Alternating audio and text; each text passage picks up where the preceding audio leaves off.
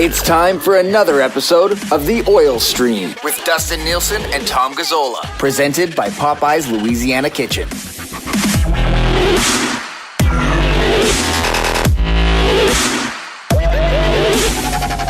Hello, everyone, and welcome to a Friday edition of The Oil Stream. It is Nielson and Gazzola, the dynamic duo, back with you once again. As my son calls dynamic duos, dynamic duos. And here we are. Tommy, how you doing, buddy? Happy Friday. I'm so honored and proud to be a part of this dynamic duo, to be honest with you. So thank you. I don't have the heart to correct him. It's too damn cute. I just let him keep saying it. Yeah. And he's very complimentary towards me, and I respect the hell out of him. So thank you, Marshall. Oh, Marshall, the creator of Huge Wiener Gazzola. Long story. Save it for another podcast in the offseason. All right. The Oil Stream is brought to you by Popeye's Louisiana Kitchen. It's your playoff chicken sandwich. DoorDash, skip the dishes, Uber Eats, drive-through. Go get yourself a little bit of a Popeyes. Maybe with the afternoon game on Saturday, pick up a little Popeyes for lunch, Tommy. Absolutely. And then tune into the pregame show, watch the game, have another Popeyes chicken sandwich, and then tune into the postgame show, and then let your Saturday take over and enjoy it, because the weather is fantastic. Great for the playoffs. I love this. I love it. It is exciting. It's like I've been in this market for 12 years this July. And I mean, we were kind of excited for play-in last year, but who knew I was going to. This was the second time we've had a real playoff series to tee up in 12 years, man. This is unbelievable. I know. It was weird last year. All of that was weird. Great that they got to play it and all that, but it was kind of like a quasi. Yeah, it sort of counts. I know in the NHL eyes, it does count, but Dusty, if it's anything like what we witnessed and experienced in 2017 and the type of games we're able to cover, and if there's some playoff success for the Oilers, phenomenal. It is such a good vibe. I've never been more tired in my life than in 2017, like work-wise, because it was day after day after day, and then the demands at Oilers TV were it was. You guys would have been super busy. Yeah, and the payoff was there, and you were always re-energized. So being in a better place, doing the Oil Stream, being with TSN 1260, I am just very excited to experience the coverage from this point of view, where you're not burnt out by 4:00 in the afternoon and you still have a game to go. Like, this is amazing. This is awesome. And I only wish that fans could be a part of it in the building.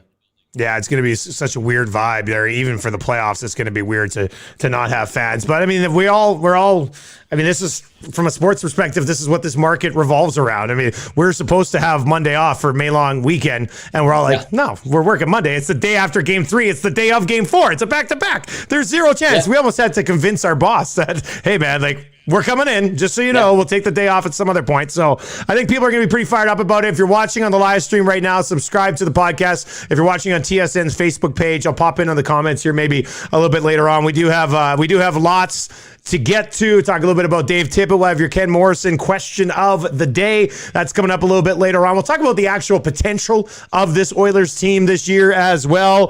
Tommy, let's start with that first round schedule, though. Game 1 Wednesday, which would be great. We'll have game day editions of the Oil Stream on Wednesday and Friday, which will be fun. That'll be good. And then they get the back-to-backs. I know as soon as you see it on the schedule, you only see it in the North. You go, oh, it's a back-to-back, but these guys have played back-to-backs multiple times this season. I don't see it really being that big a deal or really changing the series in any way, shape, or form. No. Overall, no. Is there a but? Is there a but? No, I'm just deep thinking this one. You know, I'm wondering like how injuries might factor in. Guys don't get that extra day of rest, but you prefaced it properly. Like, there's been a lot of back-to-backs, a lot of 3 and 4s over the course of this season. And if you're an Oiler fan, you're going, hey, didn't the Oilers do pretty good in both sets of back-to-backs, the front and back part of it? And yes, they did. They're generally pretty good in back-to-back. So reason to not be too worried about it unless injuries really take a toll. Little bumps and bruises linger for that second game. I think those are the cases where you're like, damn, back-to-backs. But for us, covering the series, people watching, consuming the series, especially if it's a really good series, and you want more, you don't want that day in between games, I think it's just fine. Are you expecting anything but a really good series. Like, I know they won 7 of 9 against Winnipeg this year. I know Winnipeg's been struggling as of late, but Tommy, I'm still expecting this to be a hell of a series. So am I. I think it goes 6 or maybe even 7. I think probably in the 6 range. I'm liking the Oilers' chances. I don't want to get as excited as, we did last year going into the bubble where, everything went sideways in a hurry. I think that's going to be on the minds of the Oilers too. But Winnipeg's got a good team, Dusty. Like, they've got a really good team regardless of how they've stumbled and bumbled their way into the postseason here. So I think they're going to rise to the occasion to a certain extent. And we'll see. I mean, Edmonton has been gearing up for this, and they've been one of the best teams in the league January 30th on. And I still think Winnipeg's going to be able to pull off a couple of wins at least. And we're going to have this interesting series. I'm curious to know and see what Paul Maurice has in store in terms of tactics against the Oilers, though.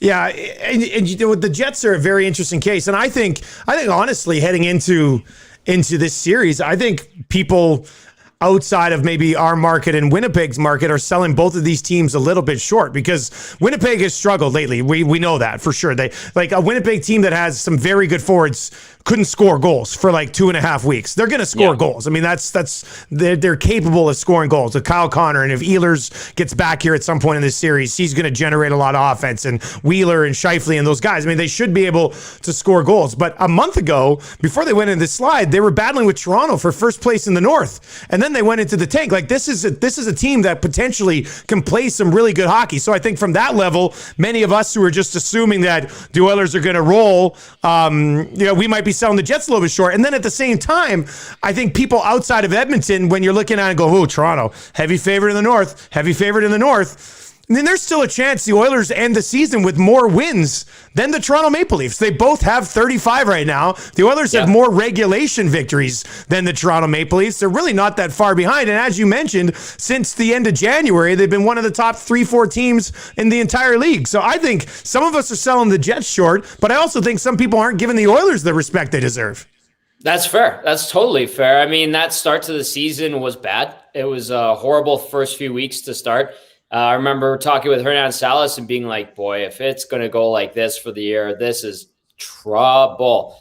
And they finally got into a groove, woke up, and did what they did. So the other thing with Toronto, and I think people overlook this fact, is like, is their goaltending any good? Is their goaltending playoff capable? Where's Freddie Anderson at? He was playing for the Marlies a week ago.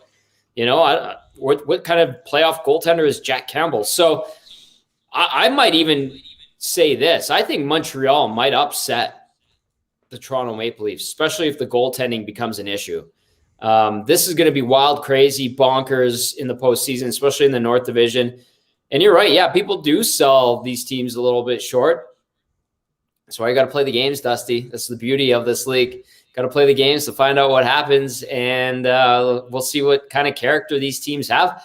Hopefully the Oilers used last year as a motivator. I know I was listening to Adam Larson during his press conference today, and he's like, last year was its own thing. And I don't think they're really keen on looking back on that. But if the sting of what they allowed to happen is still there and it motivates them, I think that's a good thing. Yeah, I think that's a good way to look at it. Like, outside of the end result, I don't think you have to worry too much about what happened last year. Like, I'm not sitting here going, wow, boy, with the way they played last year against Chicago, I really don't like their chances. I mean, remember what happened, but I don't think we're going to look at it and criticize them for a lot of the same reasons that we did last year this time around. If the Jets are going to pull off the upset, what do you think their path to a victory is, Tommy? Is it? I mean, first of all, Connor Hellebuck's going to have to be terrific for the majority of the series. Yeah. But what else needs to happen, do you think? The two things, you hit on one of them. The other one is team defense. I really think that defensively as a team, not just the blue liners, but structurally all 5 guys on the ice playing solid team defense against Edmonton. If they're capable and able and execute properly in that regard, that would be the catapult to success for the Winnipeg Jets. If they find a way to tap into what Toronto did and what Montreal was able to do in the early Oilers-Habs games, and they execute that to a T, then I think that's their key to success, and it could happen because they do have offensive punch, like tremendous offensive punch, especially if Ehlers has come back. at what capacity Ehlers is coming back. We saw him on the ice today. He took part in the morning skate. Who knows? He could still be a little bit sore and banged up, but man, if they can smother the Oilers, close things down through the neutral zone, take away the speed of McDavid and Draisaitl and Puljujarvi and all those guys, that's how they get it done against Edmonton, without question.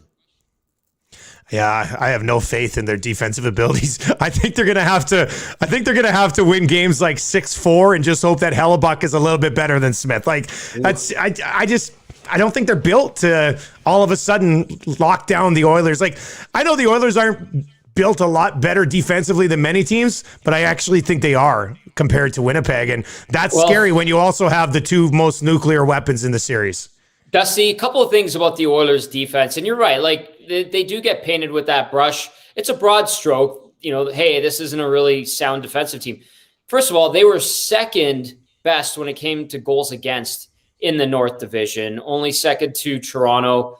I know they still have a game on Saturday that could change things, but that and the fact they brought down their goals against 5-on-5, their penalty kill started out like in the 23-24 range and has catapulted itself into the top 10. It's 10th, I think, going into Saturday's game, and that could change. Last time I looked yesterday, it was 10th. So they might be sneaky good defensively, and nobody's really saying anything about it. No. And I think it deserves at least a little bit of recognition is, hey, they're maybe a bit better than we give them credit for defensively. And I think that's the whole group doing it.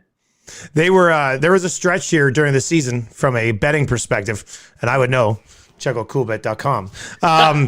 There was a stretch there where they finished under the betting total in 9 consecutive games. I would have never thought that a team with Connor McDavid and Leon Draisaitl would finish under the betting total in 9 straight games, but they did because they played pretty sound defensively, and I think a lot of that comes back around to their head coach in Dave Tippett. So let's talk about Tippett here briefly, Tommy. He talked about his usage of McDavid and Draisaitl and how it's basically been a situational thing, whether he wants to take advantage of those two guys or the guys around them aren't going and he wants to mix it up a little bit. What do you think his usage of those two guys is going to be like in this series against Winnipeg? Like, does he try to keep them apart the entire time, even if, let's say, they lose game 1? Does he panic and put them back together, or how does he approach it? Because it's been a very fluid situation all year. Well, and we've seen him try so many different things in multiple games with those guys specifically, with those guys pushing their own lines. We've seen Nugent Hopkins at center at times.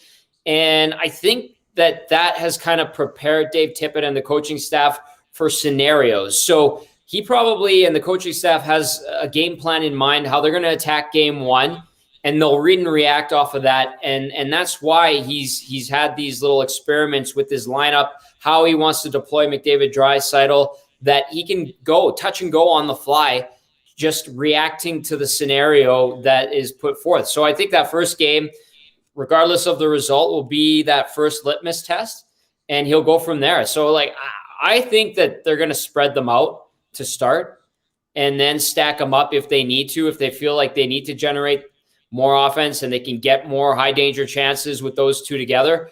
But I think maybe just to balance out what Winnipeg can throw at you from 3 lines, 4 solid lines, to be honest with you, 3 of them pretty offensive.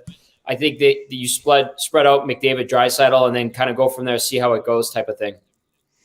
Nielson and Gazzola with you. If you're watching on the live stream, subscribe to the podcast so you do not miss an episode. It is the Oil Stream and all your podcasting platforms.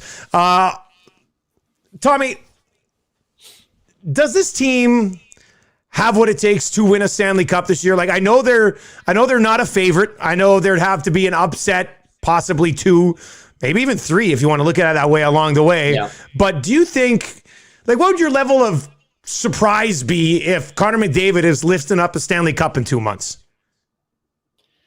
Out of 10, probably a 7. Okay, that's surprised. That's fairish. Yeah. Yeah, first of all, there's some great teams in those other divisions, and I think the Oilers would have to have some luck to get to a conference final, a Stanley Cup final, and win it.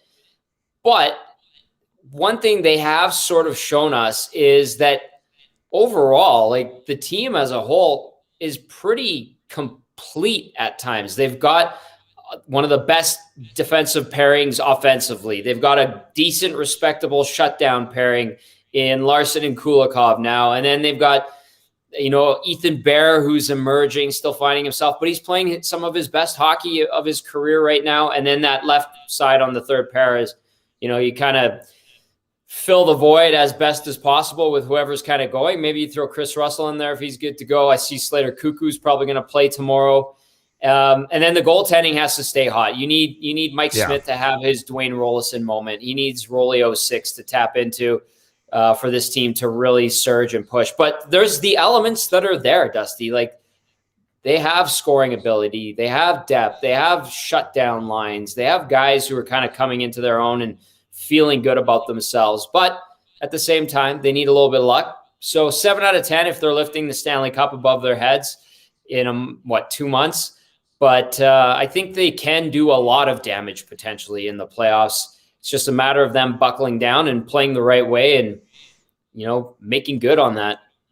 Yeah, I'd probably be around the same sort of, like, I'm not picking them to make it to the Stanley Cup final. I haven't even really done a prediction yet. We can get into that maybe next week, but I think there's a good chance. I think there's a pretty significant chance they could come out of the North. Like, I think if it does end up being Oilers and Leafs, to me, it's a coin flip, to be honest with you, depending on how that one goes. And then all of a sudden, you got a 1 in 4 shot at winning the Stanley Cup. So the thing that they have going for them, in my opinion, is they've got 2 things that nobody else has in McDavid and Draisaitl together. So you've got that going for you. What do most teams have that win a Stanley Cup? And that is an elite defender. And Darnell Nurse has been, in my opinion, one of the best defensemen in the National Hockey League this year. And that's not even counting Barry's offense or however. We don't want to get into that today. And then you've got Mike Smith, who, he's not Vasilevsky, he's not Marc-Andre Fleury. It could be Grubauer. I mean, we don't know how Grubauer is going to hold up in the playoffs of Colorado. But I also think Mike Smith, as good as he has been this year, I do think he has that ability to go on an absolute heater. Like, I think he does. He has at other times in his career. Remember Calgary versus Colorado? Yes. I mean, he was the only thing that team had in that series. He was bloody brilliant. It wasn't enough, but I don't think last year's Mike Smith that we saw for however many minutes it was isn't what we're going to see this year. So, like, they've got some of those significant pieces that you need to win a cup. They would just need, you're right, probably get lucky along the way, had to have somebody go on a heater up front and score a bunch of goals for you. But yeah, I think you're right. I think you're probably dead on with the 7, buddy. I like the 7. Thank you. Hey, real quickly on Mike Smith last year going into the bubble. When I was down in Phoenix in December, I was golfing with a buddy of mine, and he works for the Coyotes, and he's like, I was talking to Doner because Shane Doan's around all the time, and he worked with him when Shane Doan was the captain there. And we were talking about the bubble and how that experience was for that team and for the Oilers and for everyone else, what it was like covering it. And he goes, boy, the Oilers really had a tough go in the bubble. And I was like, yeah, they really did. Some of them didn't look ready. He goes, you're telling me. When I talked to Doner, he said he saw Mike Smith in the summer around Kelowna and said, boy, I wouldn't put any money on the Oilers in the bubble. Yeah. So, I mean, not Mike Smith's best moment, right? Like, no, and it wasn't for the rest of the team either. But this year, it's been completely the opposite. He's been bloody brilliant. Yeah, he's been amazing. I mean, he doesn't need to steal you a series against the Jets. Wouldn't need to steal you a series against the Leafs either. But I think he could be capable of stealing you a series somewhere along the way if you need him to, with the way he's played so far this year. So I think there's some reason for optimism, but I still think it would be quite a surprise. All right, let's get to your Ken Morrison Remax Excellence question of the day. If you're buying, selling, the housing market's insane right now. You're going to want to get in on this. Play the market a little bit. Ken can help you do that. Hop on his website at kenrmorrison.com and 780-993-4815 if you want to call him. He's been realtor for 20 years, so you're going to be in great hands. One of the top 10 guys for Remax in the Edmonton area, and he's a huge Oilers fan, and I know a lot of people are, kind of faithful to other people who cheer for the Oilers, so yeah, he's your guy. He's your guy. And Double E Football Club. He used to be their Dwayne Mandrusiak's like one of his runners or assistants back in the 80s. Great pictures of Ken on his Instagram of him in culottes, the shorty pants from back in the 80s. So if you want to see some funny photos from back in the day, go there. KenRMorrison.com. It is your Ken Morrison Remax question of the day. Tommy, which unrestricted free agent for the Oilers should be priority number one this offseason? Can I say Tyson Barrie? I don't think that'd be a good idea if you want to keep doing the stream. Yeah, we'll leave that one for another day. But I do really like and think he should be brought back. I will say Ryan Nugent-Hopkins is priority number one. And I might surprise you and say priority number two, Mike Smith. I think I did not see a Smitty bomb. Yeah, Smitty bomb. I mean, he's played unbelievable. He's fighting for his career right now. He wants to play as long as he can. He wants to win a Stanley Cup. And everything he did this year shows you he's dialed in. And he might be someone you want to get locked up for next year. But I still think Ryan Nugent-Hopkins, just to make sure you maintain that depth, insulate McDavid Draisaitl a little bit. He's taken a lot of verbal lashes and digital lashes from fans that I don't think are totally warranted. Again, people point to price point, and it's just like, come on. This guy is a very good National Hockey League player. The guys love him. He's a leader in the locker room. So I think Ryan Nugent-Hopkins is priority number one. We'll see if they get something done here. Yeah, it hasn't been a lot of news lately with the Nuge. Smith's an interesting one. Barrie, I mean, who knows how that plays out. I am interested to see where you come out on Adam Larsson, because he would be number two on my list behind Ryan Nugent-Hopkins. We saw Matty, and Matty tweets are always the best. I don't know if he's joking, if it's like a fact, or if he's just speculating, or if he's into the wine, or what's going on. But what do you think? Like, if Larsson is 4 years at, let's say, $4 million on the nose or less, are you comfortable with that? Does it need to be I said this morning on Smash Hit Nielsen show, 3 years, 3.75 mil would be great. Mike Johnson said he'd like to see just 3 years, 10 mil, 3.3. I don't think you're going to get him for 3.3, but I think he's an important piece on that right side. First of all, this is a guy in the prime of his career. They don't want to take haircuts, but the market is totally messed up right now. There's no growth when it comes to the cap. It's flat, it's frozen, all that crap. So yeah, if you can get him around $4 million, I think that's pretty good. 3-4 years, just fine. He's in the prime of his career, plays a tough game. You can play a tough game. He gets hurt, but I don't think it's really hindered him and will slow him down, because it's not like he plays a fast game. It's not like, all those things. It's not a quick game. It's just a steady, simple game that I think is maintainable for, say, 3 or 4 more years. Absolutely. So if you get Larsson around that $4 million, I think that's just fine. That's respectable. I'll just throw this little caveat in there. If you want to get your high-end guys, your UFAs signed and maintain them as the building blocks of this team to complement McDavid Draisaitl, find a way to get rid of those bad contracts. GMs do that. And I guarantee that Ken Holland and his staff will probably be looking to do that. And I wonder out loud, and I don't know if I particularly like this thought, but it crossed my mind, if one of those bad contracts is Zach Kassian's. Man, you are spitting fire today with some of these takes. But let's see, because he's less than 4, but it's 3 years left. Yeah. It's 3 years left on that deal. If you could, because you could just buy out Neil and Koskinen, and it would save you like $6 million. If you want to sign Barrie, you could just buy those two guys out.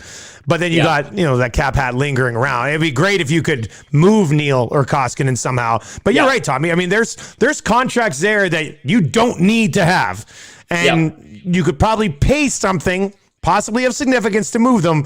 But if you really wanted to keep Larsson, Barrie, Nuge, add somebody else, keep Smith, or, find somebody else that you can spend a little money on, there are ways here for Ken Holland to keep everybody if he wants.